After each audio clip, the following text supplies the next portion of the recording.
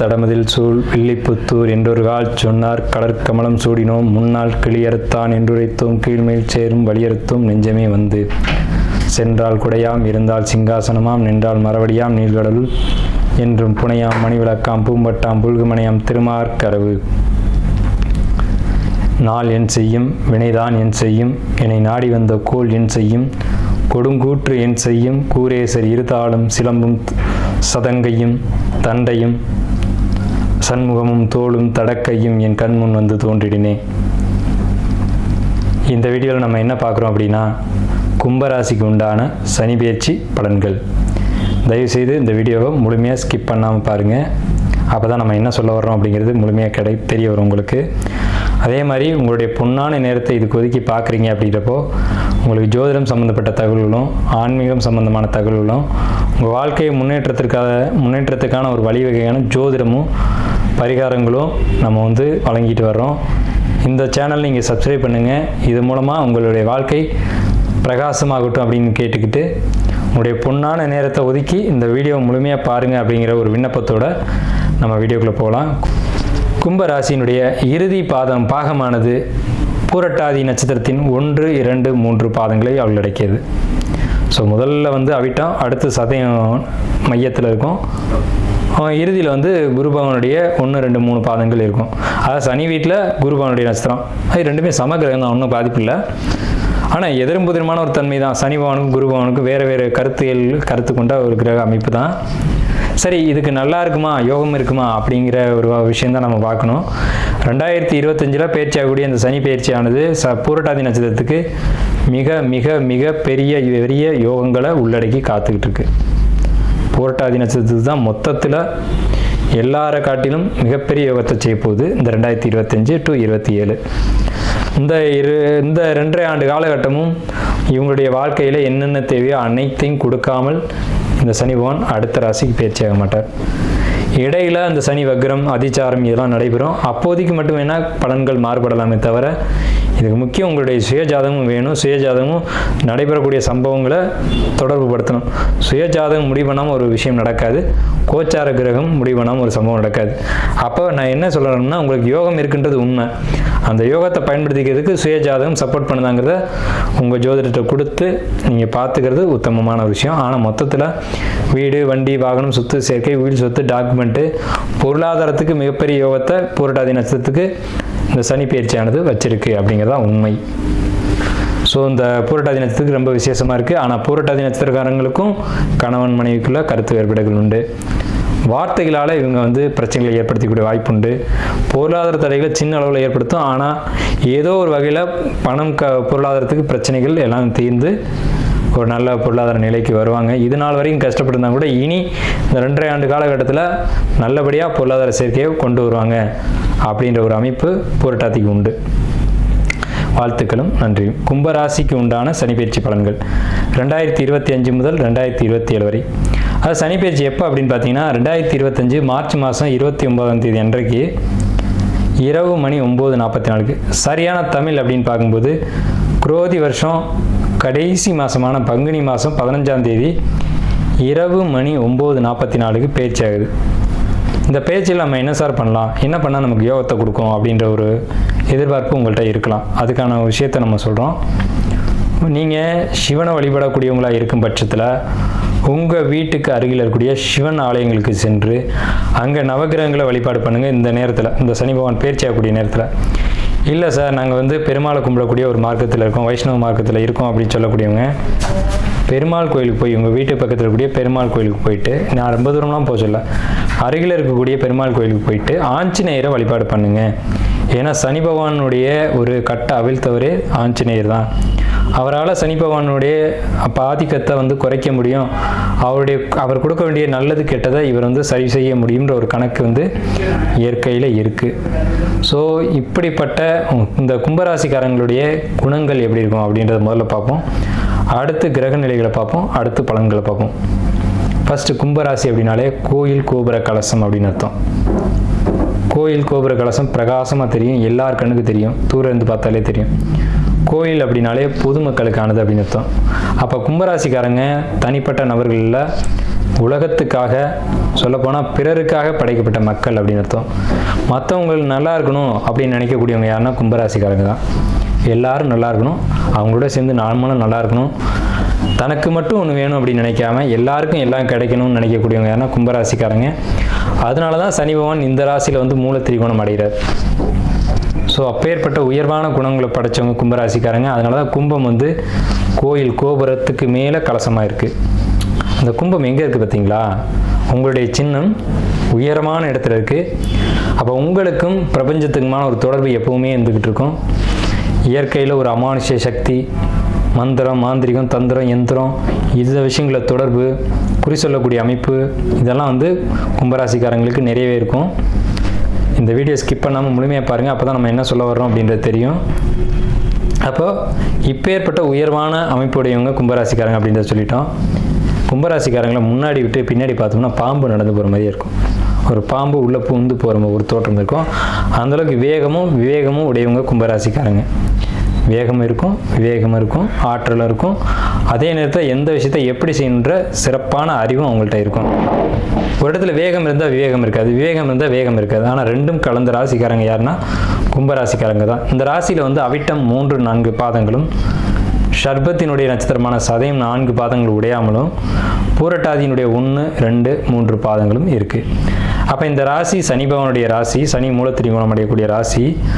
ஆனால் இங்கே ஒரு செவ்வாயினுடைய பகை கிரகத்தினுடைய நட்சத்திரமும், ராகுவினுடைய நட்சத்திரமும், குரு பகவானுடைய நட்சத்திரமும் பொதிஞ்சிருக்கு. அப்போ ஆன்மீகம், இறை நம்பிக்கை, இறை வழிபாடுகள், இது சம்மந்தப்பட்டவங்க தான் இந்த கும்பராசியில் அதிகமாக பார்க்க முடியும்.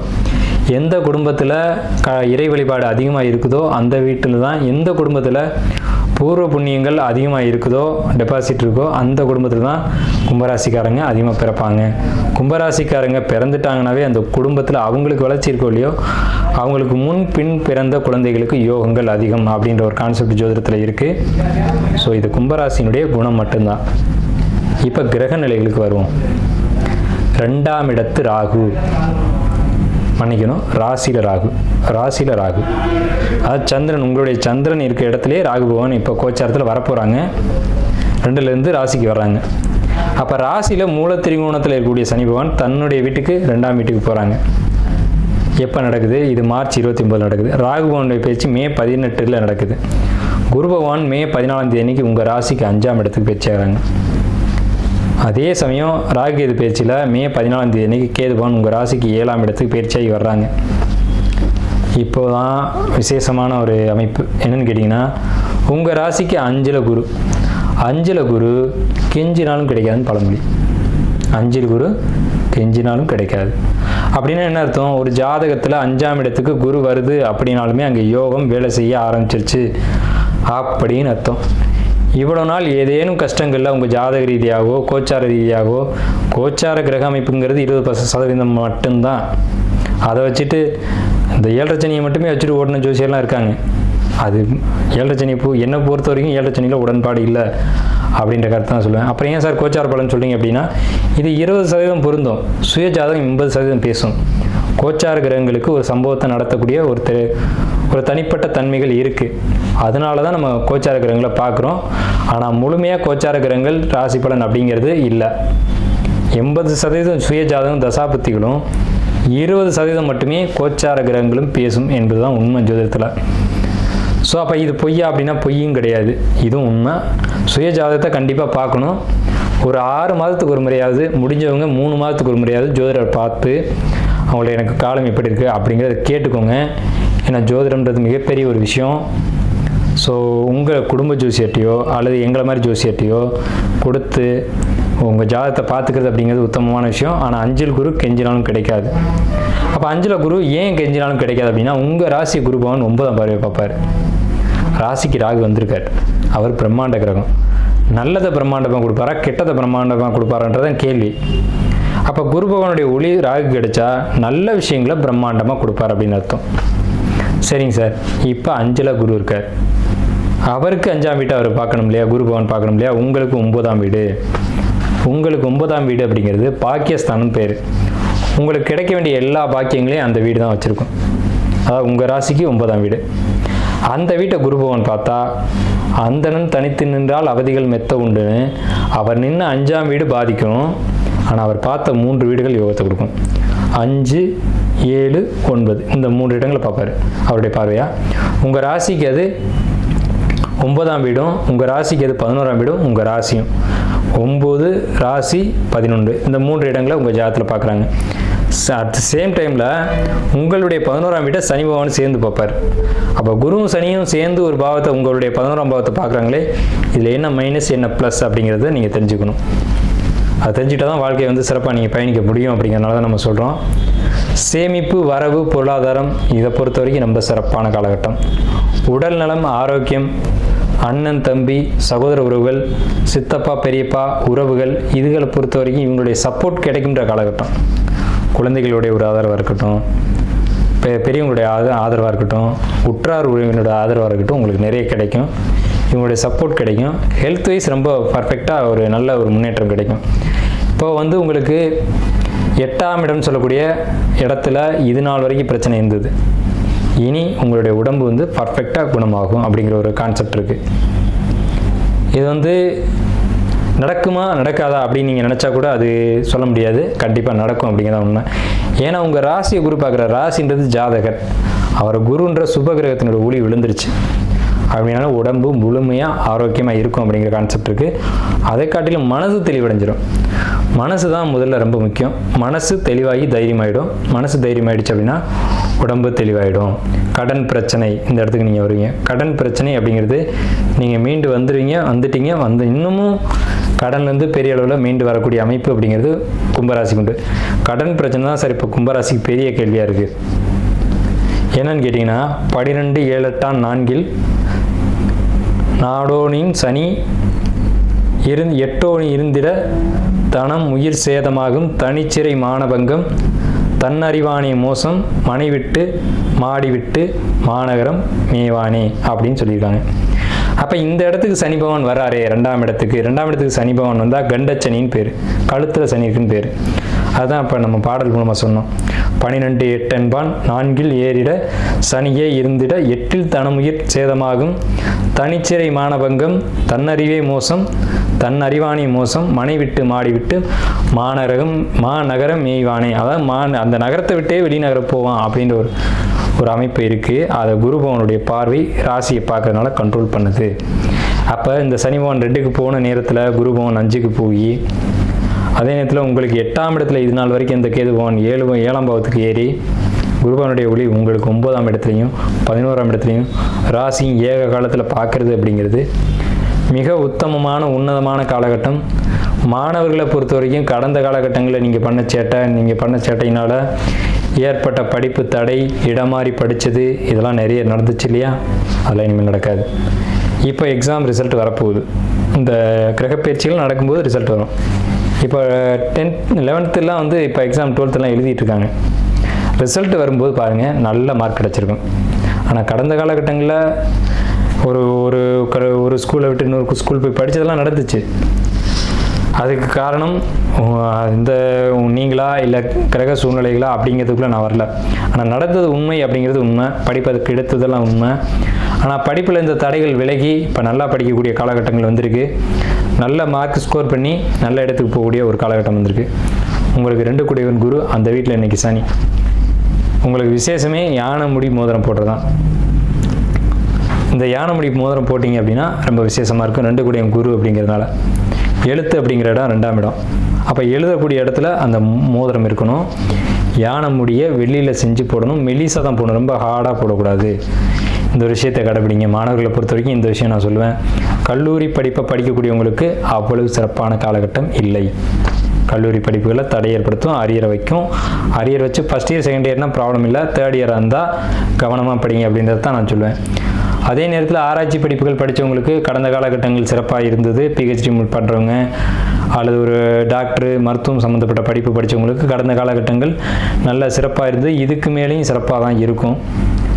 அதே மாதிரி கல்லூரிக்கு முதலாக போகணும்னு நினைக்கிறவங்க 12th எழுதிட்டு கல்லூரிக்கு போகணும்னு நினைக்கக்கூடிய கும்பராசிக்காரங்களுக்கு நிச்சயம் இந்த காலகட்டம் நல்ல மார்க் கிடைச்சி, நல்ல கல்லூரியும் கிடைச்சி, நல்ல படிப்பு கிடைச்சி, அந்த படிப்பின் மூலமாக எதிர்காலத்தில் வெற்றியும் கிடைக்கும்ன்ற அமைப்பு உடைய ஜாதகத்தில் இருக்குது. இப்போது விஷயத்துக்கு வருவோம். 2ல் சனின்னு நான் மறுபடியும் சொல்கிறேன். 2ஆம் இடம் கழுத்தில் சனி, அப்போ உயிர்கண்டம் அப்படிங்கிற ஒரு அமைப்பு இருக்குது. 2வது விஷயம், உயிர்கண்டம் உங்களுக்கு நடக்க போகிறது இல்லை, ஏன்னா ராசி குரு பார்த்துட்டார். இன்னும் ஒரு 18 மாதங்களுக்கு இடையில் உங்களுக்கு உயிர்கண்டம் எதுவும் வராது. அதுக்குள்ளேயும் சனியினுடைய மாற்றங்கள் நிறைய நடந்துடும். சரிங்களா? அதில் பேச்சு சம்மந்தமான ப்ராப்ளம் வரும். நீங்கள் ஒன்று சொல்லி அது யாரை பற்றி என்ன சொன்னீங்களோ அது வேறு மாதிரி திரிக்கப்பட்டு அங்கே போய் மிஸ்கம்யூனிகேஷன் ஆகி ப்ராப்ளம் ஏற்படக்கூடிய ஒரு அமைப்பு உண்டு. அதனால் பேச்சுவார்த்தைகளை மட்டும் கட்டுப்படுத்துங்க கும்பராசிக்காரங்களுக்கு எந்த இடத்துலையும் மைனஸ் இல்லை. இப்போ மட்டும் தான் மைனஸ் சொல்லியிருக்கேன். பேச்சு வார்த்தை அந்த இடத்துல மட்டும் கொஞ்சம் கவனமாக இருக்கணும். கடன் பிரச்சனை இல்லை. வீடு நிலம் சொத்து வாங்கணும்னு ஆசைப்படுறவங்களுக்கு வீடு நிலம் சொத்து இதெல்லாம் அமையும். சொத்து சம்மந்தமான ப்ராப்ளத்தில் இருக்கவங்களுக்கு அந்த ப்ராப்ளம் கிளியர் ஆகும். இதுக்கு பேர் இப்போ நடக்கிற சனி பவனுக்கு பேர் வந்து பாதச்சனி. நான் ஏற்கனவே சொன்னேன், 7ரை சனியில் எனக்கு அவ்வளோ உடன்பாடுகள் இல்லை. அதில் ஏகப்பட்ட கருத்தியல் இருக்குது. ஏதாவது 7ரை சனி இருக்கவங்களுக்கு ஒருத்தருக்கு மட்டும் பாதிக்கும், ஒருத்தருக்கு பாதிக்காது. கும்பராசியில் ஒரு கோடி பேர் இருக்காங்கன்னா 1 கோடி பேருக்கு அதே மாதிரி பாதிப்பு ஏற்படுதானே? இல்லை. அதில் 50 லட்சம் பேர் வந்து நல்லா வாழ்கிறாங்க. 50 லட்சம் பேர் மட்டும்தான் அடி வாங்குறாங்க. அதில் பெரிய அடியும் இருக்குது, சின்ன அடியும் இருக்குது, அடியே விழுகாதவங்களும் இருக்குது. அப்போ இதில் வந்து 7ரை சனி எங்கே இருக்குதுன்னு நம்ம ஏற்றுக்க? அப்போ இதுக்கு பின்னாடி வேறு ஏதோ ஒரு விஷயம் இருக்குது அப்படிங்கிறத சிந்திக்கணும். அதுதான் சுய ஜாதகம் அப்படின்ற ஒரு கான்செப்ட். ஆனால் இது வந்து பொதுவாக சொல்லணும் அப்படின்றதுக்காக பாதச்சனி அப்படின்ற கான்செப்ட் சொல்லியிருக்கேன். பாதச்சனி காலகட்டங்களில் நல்ல விஷயங்கள் நடக்கும் அப்படின்ற ஒரு அமைப்பு இருக்குது. அந்த நன்மைகள் நிச்சயமாக உங்களுக்கு நடக்கும். அது உடல் ரீதியாகவும் பொருளாதார ரீதியாகவும் சொத்து நிலம் சார்ந்த விஷயங்களாகவும் இருக்கும். யாருக்கு என்ன வேணும்னு ஆசைப்படுறீங்களோ, அதாவது ஒரு சிலருக்கு குழந்தை வேணும்னு ஏக்கம் இருக்கும், ஒரு சிலருக்கு சொத்து வேணும்னு ஏக்கம் இருக்கும், ஒருத்தருக்கு உடம்பு நல்லா இருந்தால் போதும்னு ஏக்கம் இருக்கும். இப்படி பலதரப்பட்ட கருத்தியல் இருக்கும். அவங்கவுங்களுக்கு என்னென்ன தேவையோ அதை வந்து இந்த காலகட்டத்தில் கிடைக்க செய்வாங்க இறைவன். அதை நான் ஆரம்பிக்கும் போதே ஒரு விஷயம் சொன்னேன். சனி பகவானை கட்டுப்படுத்தக்கூடியவங்க யாருன்னா ஆஞ்சநேயர் தான்.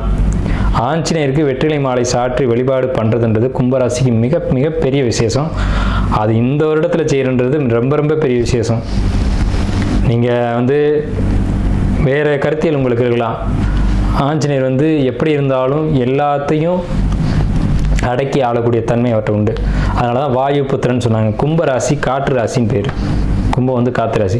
அப்போ காற்றினுடைய புத்திரன் தான் ஆஞ்சநேயர். அதுலேயும் ராகு உங்கள் சந்திரன் மேலே இருக்குது. அப்போ சந்திரன் மேலே இருக்கக்கூடிய ராகு என்ன செய்யும் அப்படிங்கிறதையும் யோசிக்கணும். சந்திரன் மனோகாரகன், ராகு போகக்காரகன்.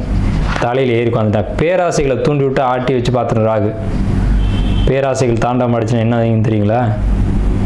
பேராசை மாதிரி உலகத்தில் ஒரு எதிரியே கிடையாது ஒரு மனிதனுக்கு. இரவில் விழிக்க வைக்கும், பகலில் தூங்க வைக்கும் பேராசை. புரியுதுங்களா?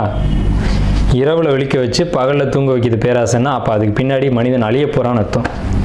பேராசைகள் மட்டும் ஒரு மனிதனுக்கு இருக்கக்கூடாது. பேராசைகள் இருக்கக்கூடாதுன்னு வாழ்ந்து காட்டிய ஒரு மனிதன் யாருன்னா சிரஞ்சீவியா, சப்த சிரஞ்சீவிகளில் ஒருத்தர் அனுமன். இன்னமும் அவர் வாழ்ந்து கொண்டிருக்கிறதா ஐதீகம்.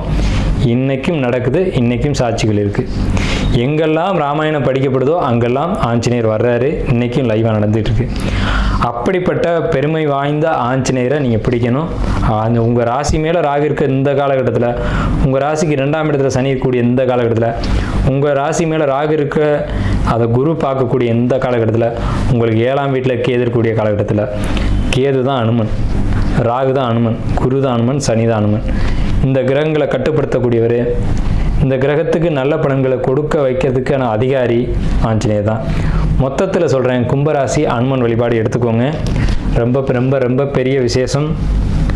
ராமான் எங்கெல்லாம் படிக்கப்படுதோ அங்கெல்லாம் அனுமன் இருப்பார். நீங்கள் ஆஞ்சநேயர் கோயிலுக்கு கூட போக வேணாங்க, ராமான்னு சொல்லுங்கள் போதும், அந்த இடத்துல அனுமன் நிச்சயமாக இருப்பார். நம்பிக்கையோட ராமான்னு சொல்லுங்க. உங்களால் முடிஞ்சது அப்படின்னா ஒரு கொய்யாக்காய், சின்ன காய், நல்ல காயாக இருக்கணும், அதை எடுத்து வச்சுட்டு ராமான்னு சொல்லிவிட்டு அதை வந்து நைவேத்தியமாக வச்சுருங்க. எங்கே இருந்தாலும் அந்த அனுமன் வந்து எடுத்துக்கு வராத. அதை நீங்கள் பூஜையில் வச்சுட்டு நீங்களே கூட எடுத்துக்கலாம், ஒன்றும் தப்பு இல்லை. ஆனால் கும்பராசிக்கு இந்த காலகட்டத்தில் இந்த பாதச்சனி நடக்குது அப்படின்னு சொல்லக்கூடிய காலகட்டத்தில் இந்த ராமா அப்படின்ற வார்த்தை உங்களை வாழ வைக்கும் அப்படின்றத சொல்லி கும்பராசிக்காரர்களுக்கு வாழ்த்துக்களையும் நன்றிகளையும் தெரிவித்து இந்த வீடியோவை நிறைவு செய்வோம்.